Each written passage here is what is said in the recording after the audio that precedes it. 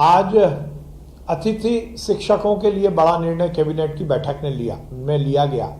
जैसा माननीय मुख्यमंत्री शिवराज सिंह चौहान जी ने इस बात की इच्छा व्यक्त की थी और अतिथि शिक्षकों के जीवन में और सुधार के लिए सरकार की कटिबद्धता को स्थापित किया था, उस परिप्रेक्ष्य में आज कैबिनेट की बैठक में निर्णय लिया गया कि अतिथि शिक्षक वर्ग 1, वर्ग 2 और वर्ग 3। कैबिनेट मंत्री विश्वास सारंग जी ने कैबिनेट मीटिंग हुई थी सीएम शिवराज सिंह चौहान जी की, तो उसमें अतिथि शिक्षक पदस्थाई और वेतन वृद्धि को लेकर बड़ी घोषणा की गई है। अतिथि शिक्षक वर्ग 1, वर्ग 2 और वर्ग 3 पदस्थाई और वेतन वृद्धि को लेकर क्या निर्णय लिया गया है कैबिनेट मीटिंग में, इसके संबंध में पूरी विस्तार से जानकारी दी है विश्वास सारंग जी ने। कैबिनेट मंत्री हैं, इनने स्पष्ट कहा है कि अतिथि शिक्षकों के भविष्य सुरक्षित करने के लिए योजनाएं बनाई गई हैं और अतिथि शिक्षकों का भविष्य सुरक्षित किया जाएगा, वेतन वृद्धि की जाएगी, वेतन डबल कर दिया गया है, भविष्य सुरक्षित करने के लिए योजना बनाई जा रही है। कैबिनेट मीटिंग हुई थी सीएम शिवराज सिंह चौहान जी की आज, उसमें निर्णय लिया गया अतिथि शिक्षकों का वेतन डबल कर दिया गया है, जिसमें वर्ग 1 को 9 से 18,000 रुपये कर दिए गए हैं, वर्ग 2 को 7 से 14,000, वर्ग 3 को 5 से 10,000 रुपये किए गए हैं और जल्दी अतिथि शिक्षकों के पद स्थायी की भी घोषणा की जाएगी। ऐसे कैबिनेट में निर्णय लिया गया है, जिसके संबंध में विस्तार से मैं आपको जानकारी देने वाला हूँ और एक वीडियो भी दिखाने वाला हूँ। विश्वास सारंग जी ने कौन कौन सी शिवराज सरकार ने घोषणा की है, इसके संबंध में पूरा स्पष्टीकरण कर दिया गया है। तो आप वीडियो में बने रहे, वीडियो पूरा जरूर देखें, ठीक है। वीडियो अच्छा लगे तो लाइक करें और चैनल को सब्सक्राइब जरूर कर लें ऐसी अपडेट पाने के लिए। आज माननीय मुख्यमंत्री शिवराज सिंह चौहान जी की अध्यक्षता में कैबिनेट की बैठक संपन्न हुई। उस बैठक में विभिन्न योजनाओं को और अनेक जन कल्याणकारी निर्णय लिए गए। आज माननीय मुख्यमंत्री जी ने कैबिनेट की ओर से इस देश के यशस्वी प्रधानमंत्री नरेंद्र मोदी जी की जो नेतृत्व में G20 सम्मेलन दिल्ली में हो रहा है और उसमें विभिन्न देशों के जो राष्ट्राध्यक्ष भारत पधार रहे हैं, उन सबका स्वागत किया। कैबिनेट ने इस बात को लेकर माननीय प्रधानमंत्री जी का साधुवाद किया कि उनके नेतृत्व में ये देश विश्व के मानचित्र पर अपना एक अलग स्थान बनाने में सफल रहा है। G20 देशों की अध्यक्षता करना निश्चित रूप से हमारे भारत के प्रधानमंत्री नरेंद्र मोदी जी के व्यक्तित्व और कृतित्व की जो अनूठी पहचान है, उसको प्रतिपादित करता है। आज मध्य प्रदेश की कैबिनेट ने भारत में आए सभी विभिन्न देशों के राष्ट्राध्यक्षों का स्वागत किया है और माननीय प्रधानमंत्री जी को इस बात की बधाई दी है कि उनके नेतृत्व में ये G20 सम्मेलन सफलतापूर्वक निष्पादित हो रहा है। विगत दिनों मध्य प्रदेश में बारिश को लेकर बड़ा संशय था। अल्प वर्षा के कारण फसल को बड़ा नुकसान होने की आशंका थी। अल्प वर्षा के कारण बिजली की डिमांड में भी बहुत तेजी से इजाफा हुआ था। हमारा जनरेशन और जनरेशन के अलावा यदि हम अलग अलग क्षेत्रों से बिजली की आपूर्ति के लिए उसकी खरीदी करते हैं, उसके बाद भी बिजली का संकट का निदान शायद हम नहीं कर पाते। कहा जाता है यदि कोई दिक्कत है तो हम सबको भगवान के चरणों में जाना है और माननीय मुख्यमंत्री शिवराज सिंह चौहान जी विगत दिनों हम सबके पालनहार महाकाल बाबा के मंदिर में जाकर उनके चरणों में उन्होंने मध्य प्रदेश में किसानों के हित में बारिश हो, महाकाल बाबा का आशीर्वाद मिले, इसकी प्रार्थना की थी, पूजा की थी, अर्चना की थी। आज कैबिनेट में महाकाल बाबा के चरणों में पुनः प्रणाम करते हुए उन्हें धन्यवाद प्रेषित किया क्योंकि उस दिन से ही मध्य प्रदेश में बारिश शुरू हो गई है और किसानों की खेती पर जो संकट था वो टल गया है। किसानों के चेहरे पर महाकाल बाबा की कृपा से खुशी आई है, हंसी आई है आज कैबिनेट की बैठक में महाकाल बाबा को प्रणाम किया और उनकी इसी अनुकंपा और आशीर्वाद की आकांक्षा की अभिलाषा भी रखी है। सांची देश की पहली सोलर सिटी बनी है। माननीय मुख्यमंत्री जी ने विगत दिनों उसका उद्घाटन किया।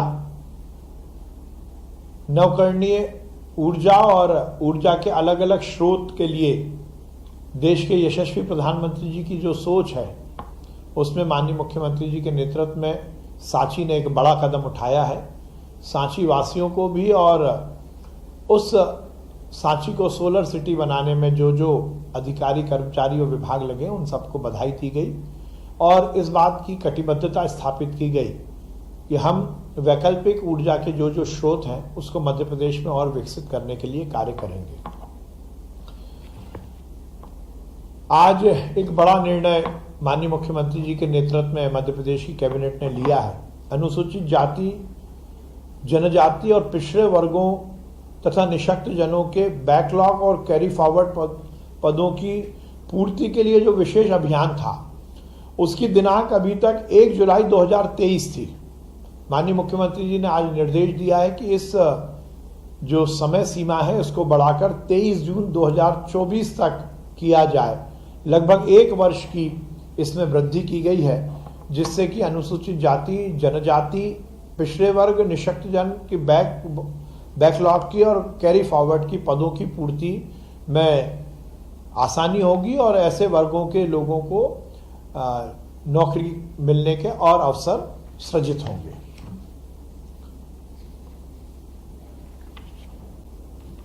आज अतिथि शिक्षकों के लिए बड़ा निर्णय कैबिनेट की बैठक ने लिया गया। जैसा माननीय मुख्यमंत्री शिवराज सिंह चौहान जी ने इस बात की इच्छा व्यक्त की थी और अतिथि शिक्षकों के जीवन में और सुधार के लिए सरकार की कटिबद्धता को स्थापित किया था, उस परिप्रेक्ष्य में आज कैबिनेट की बैठक में निर्णय लिया गया कि अतिथि शिक्षक वर्ग 1, वर्ग 2 और वर्ग 3 का जो वर्तमान मानदेय है उसमें इजाफा करते हुए उसको दुगना किया गया है। अतिथि शिक्षक वर्ग 1 का जो मानदेय था वो 9,000 रुपये है, उसको बढ़ाकर मध्य प्रदेश की भारतीय जनता पार्टी की सरकार ने अब 18,000 रुपये कर दिया है। वर्ग 2 का जो 7,000 रुपये मानदेय था उसको बढ़ाकर शिवराज सिंह चौहान जी के निर्देश पर 14,000 रुपये कर दिया गया है और वर्ग 3 का जो मानदेय था वो 5,000 रुपये था, उसको बढ़ाकर 10,000 रुपये कर दिया गया है। यह अतिथि शिक्षकों के लिए एक बड़ी राहत भारतीय जनता पार्टी की सरकार मध्य प्रदेश में की है शिवराज सिंह चौहान जी के द्वारा। निश्चित रूप से इससे अतिथि शिक्षकों को बहुत लाभ मिलेगा। मॉब लिंचिंग को लेकर सुप्रीम कोर्ट ने जो गाइडलाइन विभिन्न प्रदेशों को दी है, उस गाइडलाइन के अनुसार मध्य प्रदेश मॉब लिंचिंग पीड़ित प्रतिकर योजना 2023 को लागू करने की सहमति आज की कैबिनेट में दी गई है।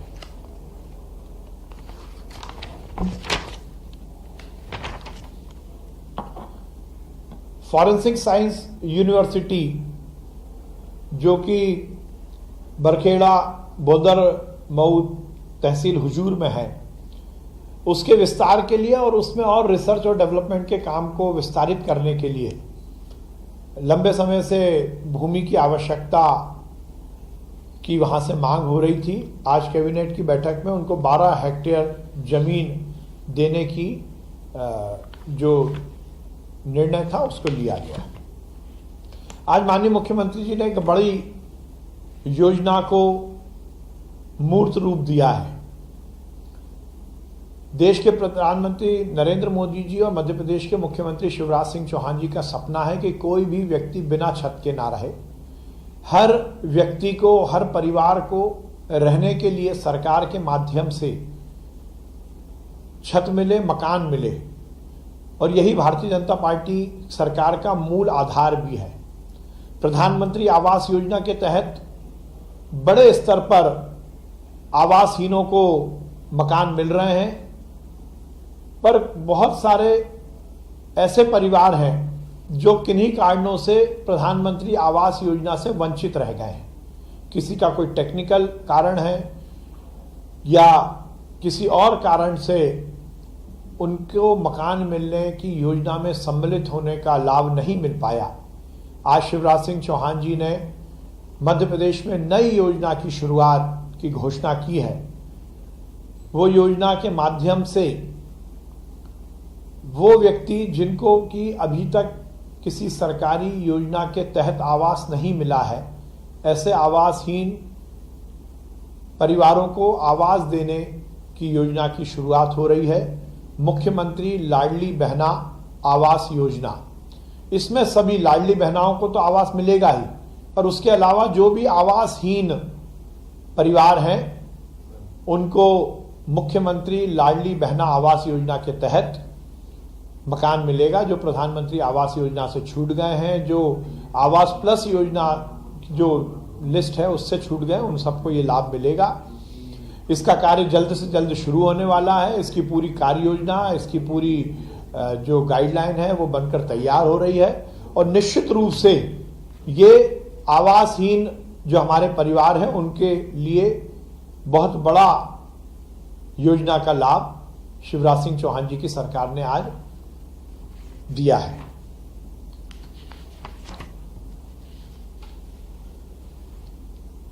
हम लगातार शिक्षा के प्रचार प्रसार और खासकर उच्च शिक्षा के लिए काम कर रहे हैं।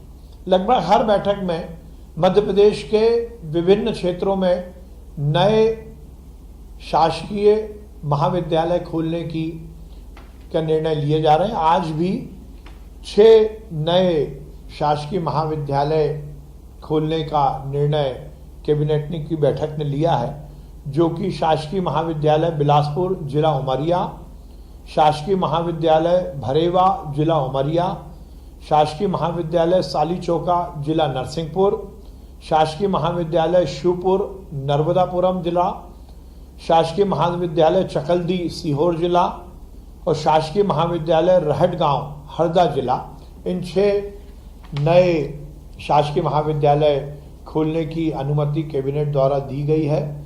इसमें लगभग 240 नवीन पद सृजित होंगे और लगभग 13 करोड़ 22 लाख रुपए प्रति वर्ष का आवर्ती व्यय और अनावर्ती व्यय लगभग 6 करोड़ 40 लाख रुपए का ये व्यय आएगा। टोटल मिलाकर 7 करोड़ 27 लाख रुपए का इसमें खर्चा आएगा। माननीय मुख्यमंत्री जी ने पहले से ही जो हमारे मेधावी विद्यार्थी हैं उनकी शिक्षा के लिए मेधावी विद्यार्थी योजना की शुरुआत की थी। इसमें हर वर्ग के वो मेधावी बच्चे जो पढ़ने में बहुत अच्छे हैं पर आर्थिक स्थिति के कारण वो उच्च शिक्षा या टेक्निकल एजुकेशन या मेडिकल एजुकेशन से वंचित रह जाते थे, उनके लिए ये योजना है और इसमें पूरा खर्चा मध्य प्रदेश की भारतीय जनता पार्टी की सरकार के द्वारा वहन किया जाता है। उस योजना के तहत जेईई में जो विद्यार्थी इस योजना के अंतर्गत आते थे उनकी जो कट ऑफ था उसकी रैंक में 1.5 लाख रैंक तक के ही विद्यार्थियों को इसका लाभ मिलता था, पर आज निर्णय लिया गया है कि इसकी जो सीमा है इसको समाप्त किया जाएगा। जो भी पात्र विद्यार्थी हैं जो कि मेधावी योजना के जो क्राइटेरिया को पूरा करते हैं वो किसी भी रैंक के होंगे, 1.5 लाख के नीचे रैंक के भी होंगे तो इनको इसका लाभ मिलेगा और इससे निश्चित रूप से बहुत बड़ा लाभ उन विद्यार्थियों को मिलेगा जो जेईई के माध्यम से अपनी उच्च शिक्षा अर्जित करना चाहते हैं। ये एक दूरगामी परिणाम मध्य प्रदेश के युवाओं को सरकार की ओर से दिया गया है।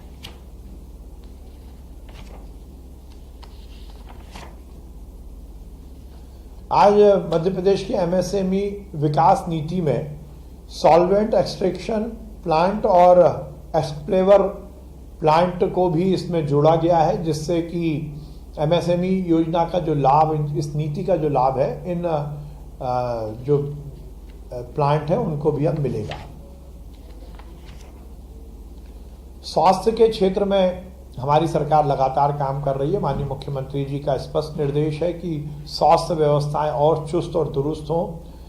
उस परिप्रेक्ष्य में भोपाल का जो सिविल अस्पताल जो कि 100 बिस्तर का था, कैलाश नाथ काटजू अस्पताल, उसको अब 300 बिस्तरीय मातृ एवं शिशु विशेषज्ञ सिविल अस्पताल में उन्नयन किया गया है और उसके तहत लगभग 195 पदों का सृजन किया गया है, जिसमें कि आवर्ती व्यय लगभग 714 करोड़ रुपए की स्वीकृति दी गई है। इसमें जहां डॉक्टर्स, पैरामेडिकल और नर्स स्टाफ तो रहेगा ही, उसके साथ साथ अस्पताल के सुचारू संचालन के लिए साफ सफाई, हाउसकीपिंग, भोजन व्यवस्था, सुरक्षा, सीसीटीवी सर्विलेंस, इलेक्ट्रिकल संधारण, लिफ्ट ऑपरेशन, जल आपूर्ति सहित धुलाई, पार्किंग, ये सब व्यवस्थाएं केंद्र सरकार की जो HLL लाइफ केयर लिमिटेड है उनसे कराए जाने की स्वीकृति भी कैबिनेट द्वारा दी गई है। विगत दिनों गांधी मेडिकल कॉलेज के नए भवन के लोकार्पण के कार्यक्रम में मध्य प्रदेश के चिकित्सा शिक्षा से जुड़े हुए डॉक्टर्स और हेल्थ से जुड़े हुए डॉक्टर्स को लेकर माननीय मुख्यमंत्री जी ने बड़ी घोषणा की थी। हमारे चिकित्सीय संवर्ग की एक बड़ी डिमांड बहुत दिनों से थी कि उनकी जो सेवाएं हैं उसको DSCP के माध्यम से संचालित किया जाए। उसको लेकर डॉक्टर्स अलग अलग स्तर पर अपनी मांग उठा रहे थे। माननीय मुख्यमंत्री जी ने बड़ा निर्णय लेकर यह सुनिश्चित किया है कि अब मध्य प्रदेश के चिकित्सा शिक्षा से जुड़े हुए जो हमारे चिकित्सक हैं, चिकित्सा शिक्षा विभाग से जुड़े हुए जो चिकित्सक हैं, जो कि शिक्षा के काम में लगे हैं, और वो डॉक्टर जो स्वास्थ्य विभाग के माध्यम से हमारे अस्पतालों में अपनी सेवाएं दे रहे हैं, उनकी नौकरी अब DSCP के माध्यम से संचालित होगी। और उसमें वेतनमान को लेकर जो भी हमारे डॉक्टर्स की मांग थी उसको पूरी तरह से माननीय मुख्यमंत्री जी ने माना है। और ये आज का दिन मध्य प्रदेश के इतिहास में और खासकर हेल्थ सेक्टर के इतिहास में दर्ज होने वाला है। हमारे डॉक्टर्स के सुविधाओं के उन्नयन के लिए आज का दिन बहुत महत्वपूर्ण है। उसमें जो शैक्षणिक संवर्ग है उसमें जो स्पेशलिस्ट डॉक्टर्स हैं उनका ग्रेड पे के लिए 3 वर्ष, 7 वर्ष और 14 वर्ष की सेवा अवधि को स्वीकार किया गया है, जिसमें कि उनको 8,000, 9,000 और 10,000 रुपए का वेतनमान मिलेगा। ये एक अपने आप में बहुत क्रांतिकारी निर्णय है। और उसी तरह जो चिकित्सा शिक्षा के प्रदर्शक और ट्यूटर हैं, जो MBBS हमारे डॉक्टर्स हैं, उनका वेतनमान को भी 5, 10, 15 और 30 वर्ष किया गया। ये बहुत बड़ा निर्णय है, जिसके माध्यम से 7,000 का जो ग्रेड पे है वो 5 वर्ष में, 8,000 का ग्रेड पे 10 वर्ष में, 9,000 का ग्रेड पे 15 वर्ष में और 10,000 का ग्रेड पे 30 वर्ष की सेवा अवधि पूर्ण होने पर उन्हें दिया जाएगा। इसी तरह जो स्पेशलिस्ट संवर्ग है, विशेषज्ञ संवर्ग, जो कि हेल्थ डिपार्टमेंट से रिलेटेड है, उनको 6,600 नियुक्ति पर, 7,603 वर्ष की सेवा अवधि पूरी होने पर, 8,707 वर्ष की सेवा अवधि पूरी होने पर और 8,914 वर्ष की सेवा अवधि पूर्ण होने पर दिया जाएगा। चिकित्सा अधिकारी संवर्ग, जो कि सभी विभागों का है, चिकित्सा शिक्षा विभाग, लोक स्वास्थ्य एवं परिवार कल्याण विभाग, गृह विभाग, श्रम विभाग, मेडिकल ऑफिसर्स जो समस्त संवर्ग के हैं, आकस्मिक चिकित्सा अधिकारी, महिला चिकित्सा अधिकारी और दंत चिकित्सक, इन सभी को ग्रेड पे में 5,400 नियुक्ति पद पर, 6,605 वर्ष की सेवा अवधि पर, 7,610 वर्ष की सेवा पूर्ण होने पर, 8,715 वर्ष की सेवा पूर्ण होने पर और 8,930 वर्ष की सेवा अवधि पूर्ण होने पर दिया जाएगा। ये बहुत बड़ा निर्णय आज माननीय मुख्यमंत्री जी ने लिया है, इस पर कैबिनेट की मोहर लगी है और ये हमारे चिकित्सकों के भविष्य के लिए दूरगामी परिणाम देगा।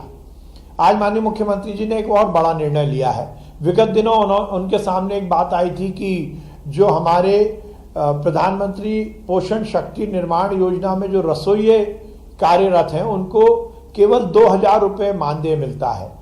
माननीय मुख्यमंत्री जी ने पहले घोषणा की थी कि इसको बढ़ाकर 4,000 रुपये किया जाएगा। आज कैबिनेट ने ये निर्णय लिया है कि प्रधानमंत्री पोषण शक्ति निर्माण योजना के अंतर्गत जो रसोइये कार्य में लगे हैं उनको 4,000 रुपये प्रति माह का मानदेय दिया जाएगा और इससे लगभग 714 करोड़ रुपए की स्वीकृति आज कैबिनेट ने दी है। इससे वो रसोइये जो मेहनत के साथ प्रधानमंत्री पोषण शक्ति निर्माण योजना को नीचे तक निष्पादित करते हैं, उनके लिए एक बड़ी राहत दी गई है।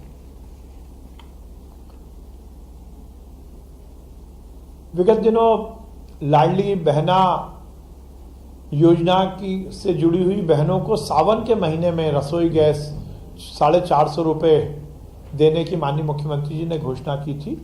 वो जो सावन के महीने में जो बहनों को 450 रुपये में गैस कनेक्शन देना और उसकी जो बची हुई राशि है उसको सब्सिडी के रूप में सरकार द्वारा वहन करने की आज यहाँ उसके निर्णय को कैबिनेट ने पारित किया है। केन बेतवा लिंक परियोजना के अंतर्गत बांध के डूब प्रभावित जो हमारे गांव हैं और जो रहवासी हैं उनके लिए आज बड़ा निर्णय लिया गया है। उसके 22 ग्राम जो है वो प्रभावित हुए हैं, उसमें लगभग 6,700 परिवारों को विशेष पैकेज आज ही कैबिनेट ने दिया है। आज यही निर्णय कैबिनेट द्वारा लिए गए हैं। मुख्यमंत्री लाडली बहना आवास योजना के तहत अब लाखों वो परिवार जो कि आवासहीन हैं उनको आवास मिलेगा और उसके साथ ही अन्य योजना के तहत भी जो कैबिनेट में निर्णय लिए गए हैं उस तहत मध्य प्रदेश की आम जनता को लाभ मिलेगा। धन्यवाद।